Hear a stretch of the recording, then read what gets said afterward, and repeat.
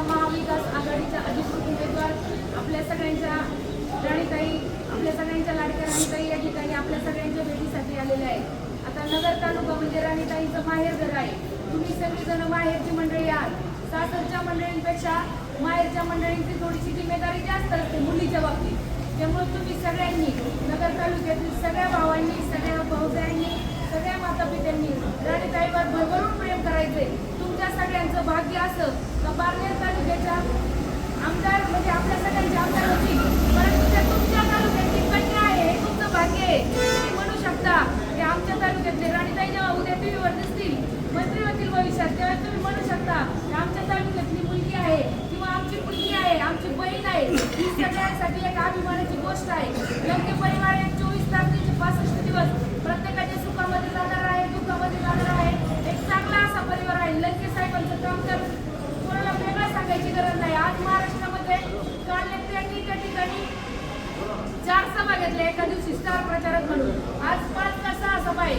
एवढ्या म्हणजे एका ठिकाणी पत्नी उभी असताना आतापर्यंत त्यांच्या काल परवापर्यंत 32 सभा झाल्या मला वाटतंय स्टार प्रचारक म्हणून वेगवेगळ्या ठिकाणी। म्हणजे एक घरातला उमेदवार आहे तरी सुद्धा स्वतःच्या मतदारसंघाचं लक्ष न देता आपल्या सगळ्यांच्या जीवावर म्हणजे नेते म्हटले माझे सगळे मावळे या ठिकाणी खंबीर आहे। त्यामुळे माझी मतदारसंघाला गरज नाही तर पवार साहेबांसाठी माझी महाराष्ट्राला गरज आहे असं नेत्यांनी स्वतः सांगितलेलं आहे। आणि स्वतः पायाला बिंदी लागल्याप्रमाणे आजही त्या ठिकाणी नेते पंढरपूरमध्ये आहेत। म्हणजे सोलापूर जिल्ह्यात आज नेत्यांचा दौरा आहे। म्हणजे इतका मोठा माणूस आपला झालाय। पूर्वी आपण पाहायचो दुसरे स्टार प्रचारक म्हणून आपल्याकडे यायचे, परंतु आपल्या सगळ्यांचं भाग्य आपले खासदार साहेब म्हणजे पूर्वीचे आमदार साहेब आणि आता खासदार साहेब महाराष्ट्रभर फिरताय स्टार प्रचारक म्हणून। म्हणजे हे सगळं आपल्या म्हणजे आपलं सगळ्यांचं हे भाग्य आहे। आणि आपल्या सगळ्यांसाठी नेत्यांसाठी नेत्याच्या उंचीला साजेसं 1 लाखाच्या फरकाने राणीताई आमदार होणार आहे, परंतु जास्तीत जास्त लीड राणीताईंना त्या ठिकाणी आपल्या प्रत्येकाच्या गावातून मिळणं गरजेचं आहे। माझी प्रत्येक कार्यकर्त्याला विनंती आहे आपला गाव सांभाळा, आपला वार्ड सांभाळा, वार्ड पासून सुरुवात करा। त्याच्या वार्डात ज्याला जास्त लीड त्यांना आपण बक्षीस देणार आहे त्या वेगवेगळ्या पद्धतीने